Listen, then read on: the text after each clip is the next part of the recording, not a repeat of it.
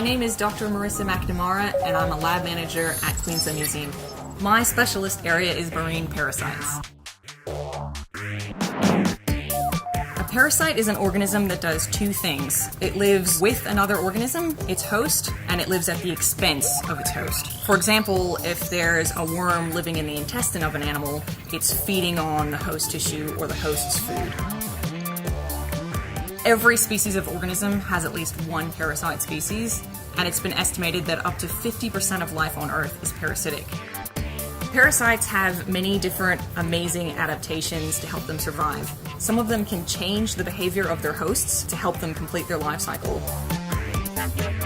You can find a tiny parasite in an organism at the bottom of the food chain, and years later, you can find the same parasite living in a top predator.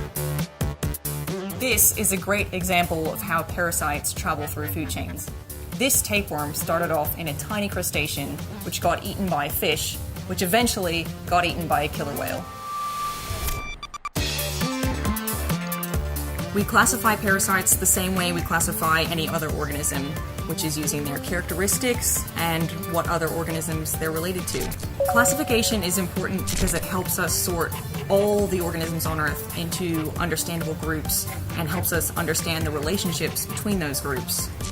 A dichotomous key is a series of steps, and it provides two choices at each step.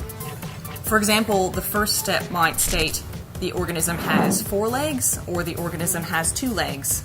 So I could choose whichever one was accurate for the organism I'm looking at and then go down to the next step. As part of my PhD research, I created a dichotomous key to help explain the differences between the species I was studying. One of the cool things about my job is the fact that if I discover a new species, I can name it after anything I like. Normally, species might be named after a distinguishing characteristic or the place they were found, but species can be named after anything, even celebrities.